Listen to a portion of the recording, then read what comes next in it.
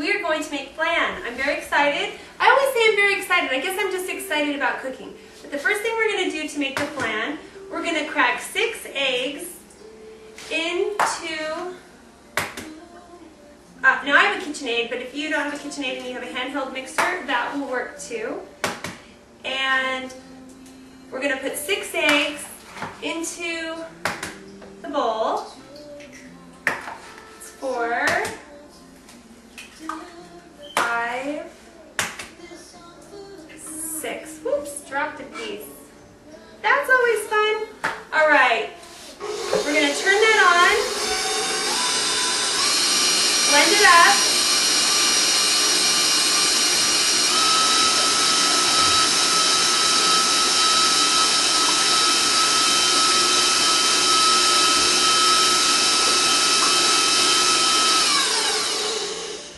To that we're going to add 1½ cups of whole milk,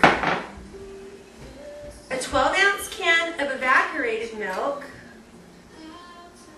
and a 14-ounce can of condensed milk.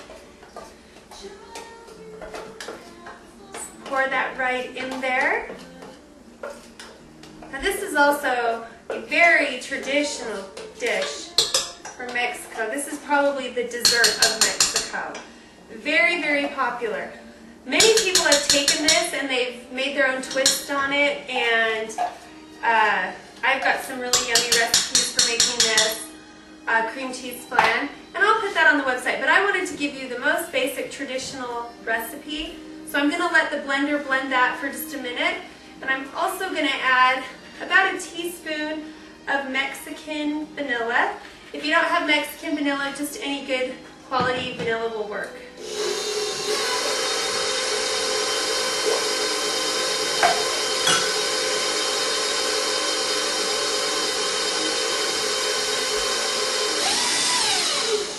And then I'm going to add ½ cup of sugar.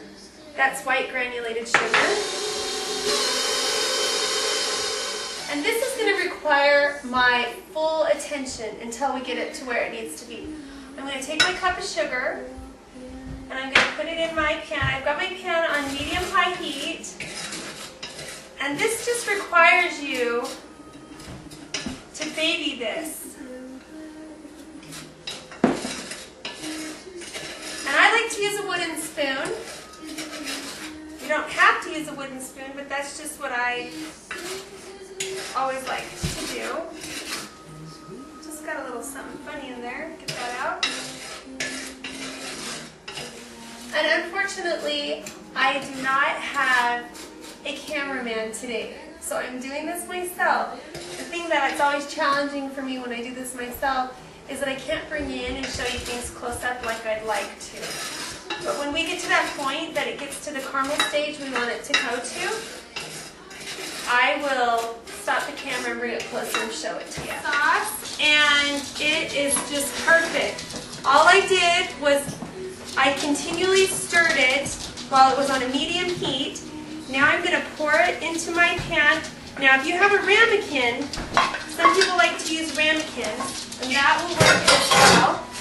I'm just going to roll it all around my pan's edges. Sometimes people like to do like 6 ramekins. That will work great. Then I'm going to take my custard and I'm going to pour that right over the top. This is a 9½ inch pan. And then now over here in the oven, Arias, do you mind moving the camera over for me? One of my kids is here now, so they can help. Just turn the thing. Alright, so over here in my oven, I have a cookie sheet that I have put water on. We all of a sudden have like major craziness going here. We've got kids running in and out. Alright, so bear with me. Anyways, I take this. Actually, I'm going to pull this out a little bit. So I've poured water into my cookie sheet. Now I'm going to take this and I'm going to place it right in the center of my cookie sheet with the water on it. And then it's a 325 degree oven.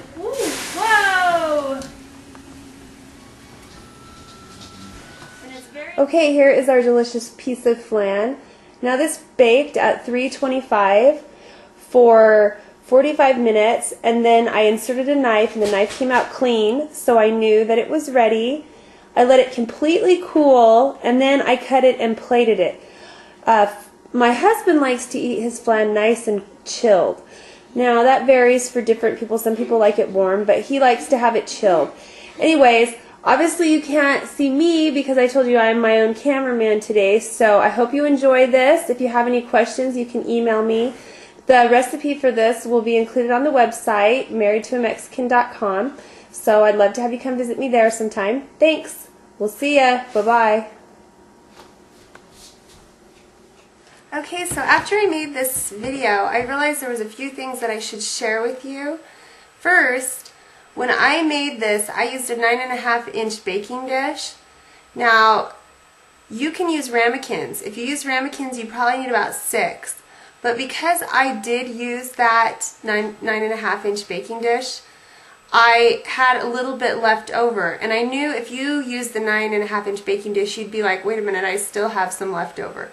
So when I do that, I will go ahead and pour a little bit into little ramekin cups as well. I just like to do it that way, and I felt like if I didn't explain that to you, you'd finish and you'd have this extra custard and you wouldn't know what to do with it. So most basically you would want to use the ramekins, but if you like to use the larger baking dish, you could even use one bigger than the one I used. But I just felt like that was an important tip to tell you because you'd finish and you'd be like, I still have some custard, what do I do with this? So that's what I do. You do whatever works for you. But I like to use that baking dish size, and then I usually have a little bit left over and I pour it into some little ramekins and put it in the oven as well. Anyways, I hope you enjoy it. It's a really good recipe. I think you will really like it. And if you have any questions, you can always email me at tina@marriedtoamexican.com. Alright, we'll see you. Bye-bye.